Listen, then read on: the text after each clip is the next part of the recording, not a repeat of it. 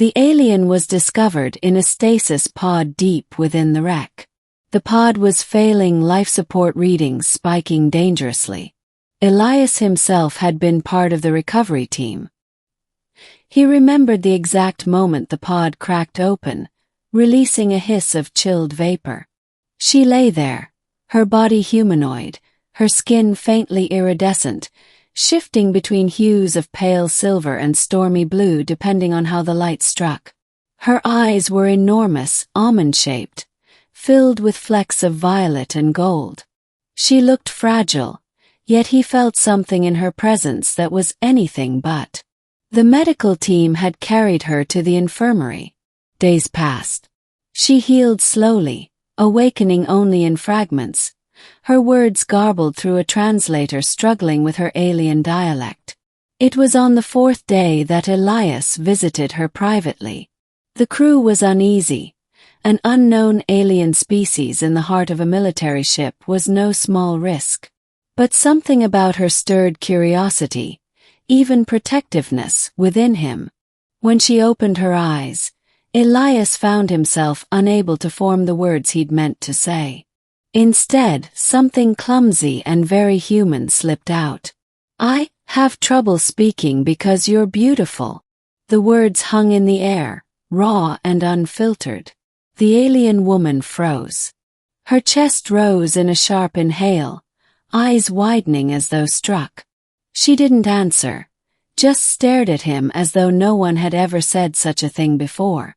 For a long moment, time itself seemed to halt. Then, without a word, she closed her eyes again. But her expression was different now. Softer, conflicted, as though some wall inside her had cracked. The middle, the weight of secrets. Her name, as they later learned through painstaking translation, was Salith. She wasn't merely a survivor of some pirate ambush as they'd assumed. She was a political exile. Her people, the Iliari, were an advanced but reclusive race who considered humans primitive, barely worth acknowledgement. And yet here she was, stranded, rescued by the very species her culture dismissed as children. Elias spent hours with her in the infirmary, both to gather intelligence and, truthfully, because he wanted to. Her curiosity about humanity surprised him.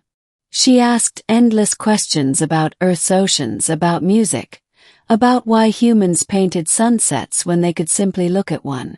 But there was always a distance in her, something guarded. One evening, as he answered her questions about human literature, she suddenly asked, "Why did you say that when you first saw me?" Elias hesitated, embarrassed. "Because it was true. You caught me off guard. I didn't know how else to say it." Salith tilted her head, her luminous eyes searching his face. "Among my kind, beauty is considered dangerous. To acknowledge it openly is to declare vulnerability. You risk mockery, manipulation, even exile. Yet you said it freely." Elias smiled faintly. "Humans are reckless that way. Sometimes honesty is the only thing we have."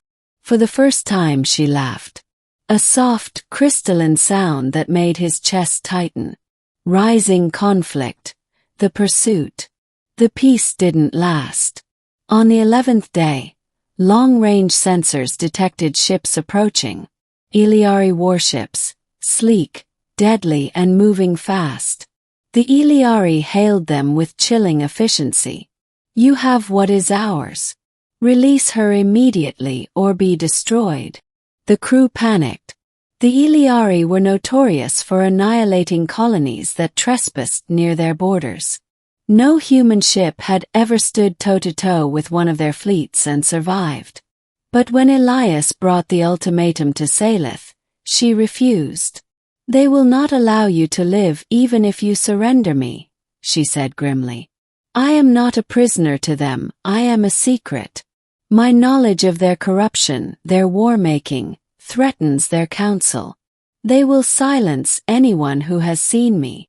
The truth settled like a weight on Elias's shoulders. His crew, his ship, every life aboard, threatened because of one alien woman. And yet, when he looked at her, he knew there was no choice. "We'll fight," he said simply. She blinked, astonished. "For me? Why? You gain nothing. You invite death." Elias's voice was steady. "Because humanity doesn't abandon those who need us. And because—" He hesitated. "Because I meant what I said." Her breath caught, and again she froze, just as she had when he'd first spoken those impossible words. The battle. The Iliari ships fell upon them with merciless precision. Plasma lances cut through the nebula, searing space. The Resolute Dawn shook under the first barrage, alarms screaming. Elias barked orders, his crew scrambling. Torpedoes launched, point defense cannons spat fire. But against Iliari technology they were barely holding on. Amid the chaos, Salith appeared on the bridge, her slender form wrapped in a borrowed uniform. She moved to the console with a confidence that startled the crew. "I know their tactics," she said. "If you trust me, I can give you a chance." Elias didn't hesitate. "Do it." Her hands danced across the interface, feeding coordinates and timing.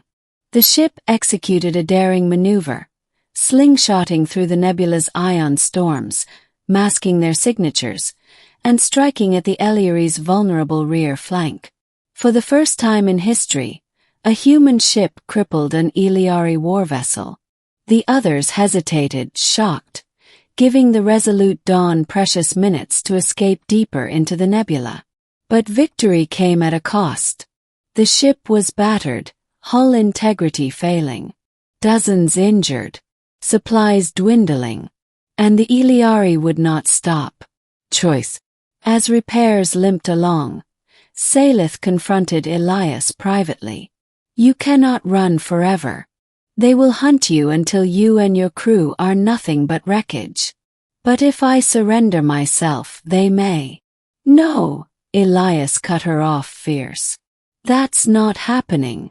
She stared at him, conflicted. "Why do you fight so hard for me? I am not human. I am not yours to protect." Elias met her gaze. His voice was quiet but unshakable. "Because you're more than what they say you are. 'Cause you matter. And because He struggled, then finally said it. "Because I care about you."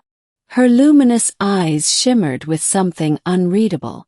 Slowly she reached out, her fingers brushing his hand. "Among my people such words are dangerous. But in you they sound like freedom. The ending, a new path." The Iliari fleet never caught them. Not because they weren't trying, but because Salith made a decision. Using the ship's comms, she transmitted a message on an Iliari frequency, one carefully crafted and encrypted with political weight. It exposed the Council's corruption, their crimes, their pursuit of her. She broadcasted it not just to the warships, but across multiple Iliari communication relays. The fleet withdrew almost immediately, not out of mercy, but because the revelation had sparked chaos in their hierarchy.